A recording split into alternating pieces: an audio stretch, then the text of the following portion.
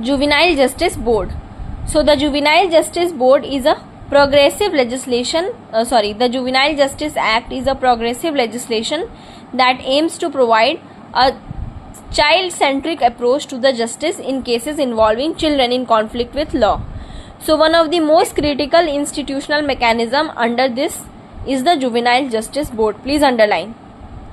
Which plays a central role in the legal proceedings related to children who are accused of committing an offense.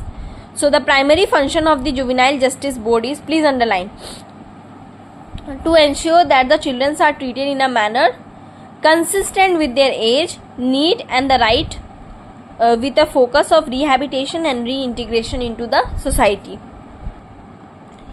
Composition of JJ Board.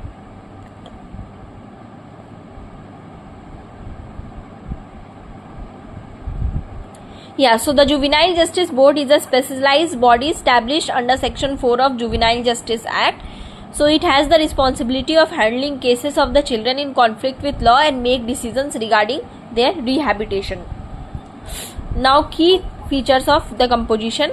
So the Juvenile Justice Board is headed by the principal magistrate, please underline, who is a judicial officer and must have an experience in dealing with the cases relating to child.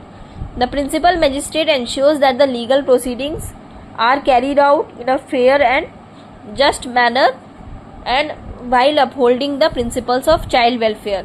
Then other two social workers. So the board is required to have other members, so both of whom must be a social worker with an experience of working for the welfare of the children. So the members should have the knowledge and experience in the areas such as psychology, child development, child right. One of the social worker must be a woman to ensure the sensitivity of the handling of cases. So the combination of judicial officer and social worker ensures that the proceedings are sensitive to the unique needs and rights of the children who are following due legal process.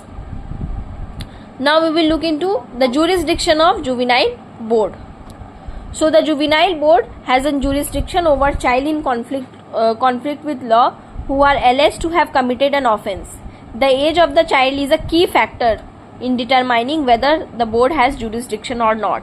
Underline, the JJ Act defines child as any person who is under the age of 18 years. So if the child is alleged to have committed an offense before turning 18 years, the case falls within the jurisdiction of Juvenile Justice Board, even if the child has started adulthood by the time the case is heard. Now the board has the authority of handling cases involving children. So it deals with the cases where children are the accused of committing an offense under the various provisions of law, including IPC, now it is BNS, special law and other offenses. Now age determination. So if there is any dispute as to child's age, the JJ Board will order the medical examination or the age determination procedure to ascertain whether the individual qualifies as a child or not. Now types of offences. The JJ Board handles all cases relating to child accused of committing offence except those involving serious and heinous crimes, which are subject to different procedures under the Act. Now what are the powers and the functions of JJ Board? The powers of Juvenile Justice Board are derived from the principles of reformation, rehabilitation and reintegration and social integration into the society. So the first work of JJ Board is adjudication of the case. So the JJ Board is responsible for determining whether a child is guilty of the offence that they are accused and deciding on the appropriate course of action. However, unlike adult courts, the focus is on rehabilitation rather on punishment. Now determining the child's mental health and maturity. So the JJ Board also evaluates the mental and emotional maturity of the child, taking in account whether the child has the capacity to understand the consequence of their action or not.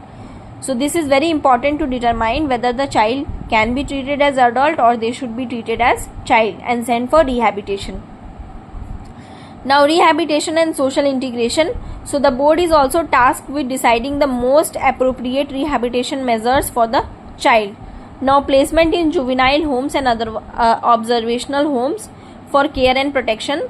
Then counseling, vocational training, educational programs to support the child's rehabilitation. Then ensuring that the child is provided with an opportunity for reintegration into the society in the way that helps them to lead a productive and law-abiding life. Now, what are the special consideration for heinous crimes?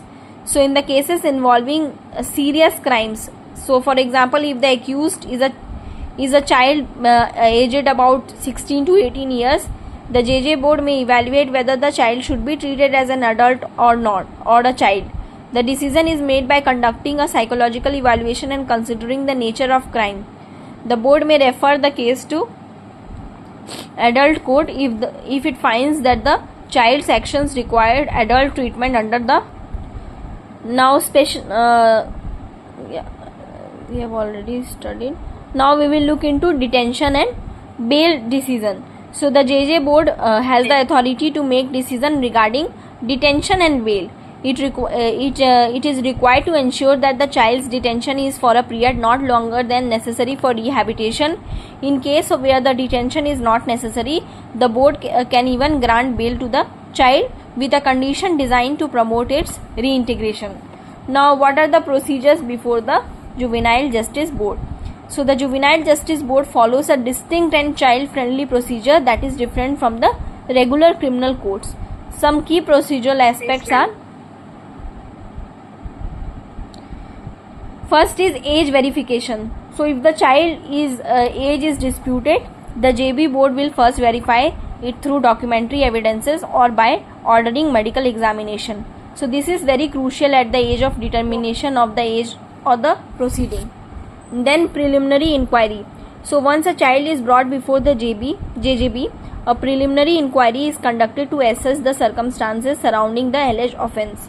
So, the inquiry helps to determine the child's need and kind of rehabilitation that is necessary.